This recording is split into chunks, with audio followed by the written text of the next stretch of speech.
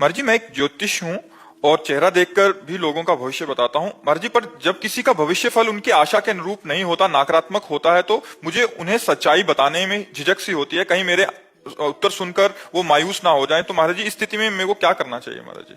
वैसे हमें ऐसा लगता है अपने भविष्य की जानकारी नहीं करनी चाहिए।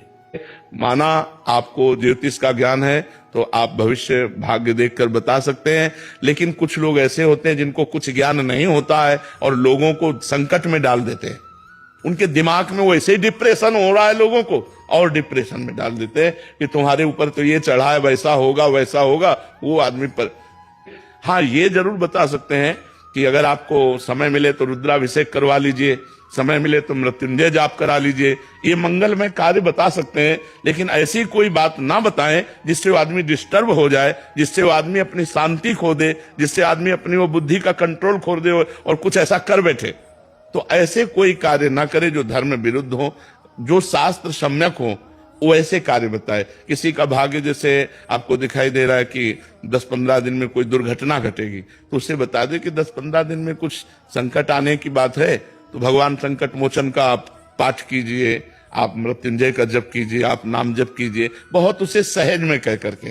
जैसे हम डॉक्टर को शिक्षा देते हैं कि पहली डॉक्टरी आपकी मृदु भाषा है।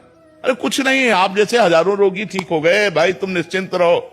वो एक आदमी रिलैक्स हुआ, क्योंकि दवा तो बाद में काम करेगी, आप पर विश्वास पहले होना चाहिए। तो ऐसे ही आप उसको रिलैक्स वाली बात तो बता दीजिए, और जिसमें डिस्टर्ब होना है उसको छुपाकर उसका उपाय बता दीजिए कि हो सके तो आप ऐसा कर लीजिए, हो सके तो आप जो आपको जानकारी है। तो मुझे लगता है कि हम समाज को डिस्टर्ब ना करें।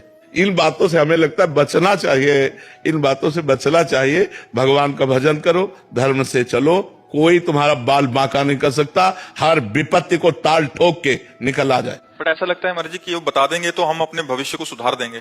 क्या सुधार लेंगे? भाग्य का परिवर्तन वशिष्ठ जैसे महापुरुष, वशिष्ठ जैसे महापुरुष भरत जी से कह रहे, सुनो भरत भावी प्रबल, बिलख कहो मुनिनाथ, हानि लाभ जीवन मरण, जस अपजस विधिहात।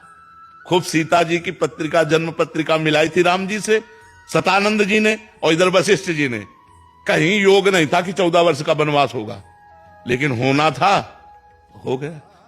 जो होना, इतने बड़े बड़े महापुरुषों के बीच में जो होना है उसे होना ही है महाराज, ये भी नहीं रोक सकते। जन्म जन्म से हम भटकते आ रहे, मनुष्य देह पाया है, अब की बार हमें ब्रह्म प्राप्ति होनी चाहिए, भगवत प्राप्ति होनी चाहिए। हमारी बात को समझो, हम मतलब उपहास नहीं करें, हमारी बात को समझो, और हम किसी भी आदमी को डिस्टर्ब करने का कार्य ना करें, हम किसी आदमी को सुखी करने का कार्य करें। जैसे हमारे पास कोई आया है भाई हमारे भाग्य की, तो हम उसके भाग्य में अगर देख पा रहे हैं कि संकट है, तो हम उसको उपाय बताते हैं, लेकिन संकट नहीं बताते। यार ऐसा कुछ लगता है कि अगर आप मृत्युंजय जाप करा लो तो और अच्छा रहेगा, ये नहीं बता रहे कि 15 दिन में ऐसे से ऐसा हो जाएगा, नहीं, ऐसे ऐसे नहीं। ऐसा अगर होता तो बड़े बड़े ब्रह्म ऋषि हुए जो सब कुछ जानते हैं, सब कुछ जानते हैं। आप ऐसा ना समझो हम बचपन से बाबा जी हैं, केवल मंत्रों में ही खेला है। जैसे लोग गुल्ली डंडा और क्रिकेट खेलते ना, हम मंत्रों में ही खेला है, शास्त्र का मनोरंजन किया है, और जीवन भर जितेंद्रिय और ब्रह्मचर्य का पालन करके भगवान के मार्ग में चले हैं।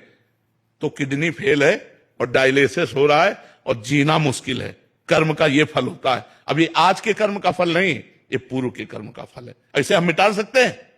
आप विचार करो, इतना भजन कर तो मिटा सकते हैं, तो ये किसी के भाग्य को मिटा सकते हैं क्या? भाग्य को मिटाने की ताकत किसी को नहीं है।